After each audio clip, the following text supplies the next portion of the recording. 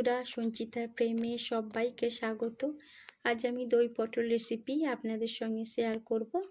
পটলগুলোকে আগে থেকে ধুয়ে পরিষ্কার করে এরমভাবে ছাল তুলে নিয়েছি। এরপর পটলগুলোর মুখ দুপাশ এরমভাবে কেটে নিয়েছি যাতে ভালোভাবে মশলাটা ঢুকতে পারে।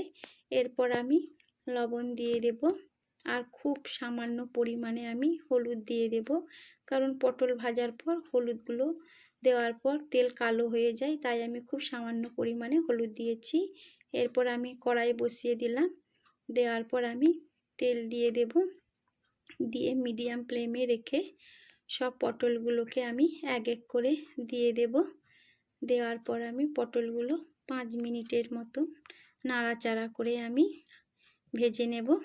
খুব বেশি ভাজবো না, মিডিয়াম ফ্লেমে দিয়েই আমি পটলগুলো সব ভেজে নিচ্ছি। সব পটলগুলো ভাজা হয়ে গিয়েছে।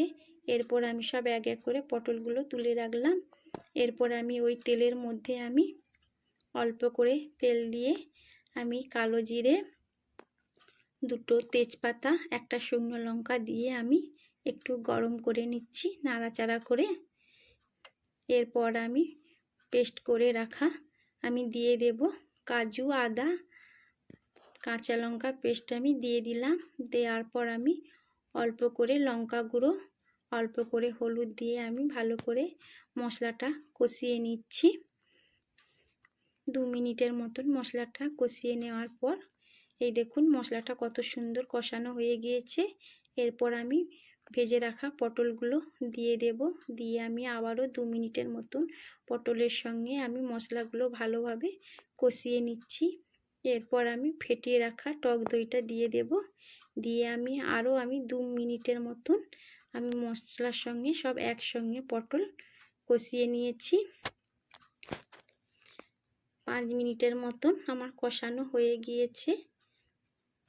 এরপর আমি সামান্য পরিমাণ জল দিয়ে দেব, খুব বেশি জল দেব না।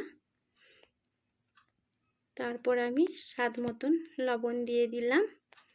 এরপর আমি জিরে গুঁড়ো দিয়ে আমি 7 মিনিটের জন্য আমি ঢাকা দিয়ে দেব। 7 মিনিট পর আমি আবারও একবার নাড়াচাড়া করে নেব। এরপর আমি স্বাদ মতন চিনি দিয়ে দেব। চিনি দেওয়ার পর আবারও আমি 1 মিনিট নাড়াচাড়া করে নিচ্ছি। এরপর আমি হাফ চামচ গরম মশলা গুঁড়ো দিয়ে দেব। দিয়ে আমি একটু নাড়াচাড়া করে নেব ভালো করে। এই দেখুন বন্ধুরা, কত সুন্দর দই পটল আমার তৈরি হয়ে গিয়েছে। নিরামিষ দিনে বাড়িতে আপনারা একবার ট্রাই করবেন। ভালো লাগলে লাইক করবেন, কমেন্ট করবেন। ভালো থাকবেন, সুস্থ থাকবেন।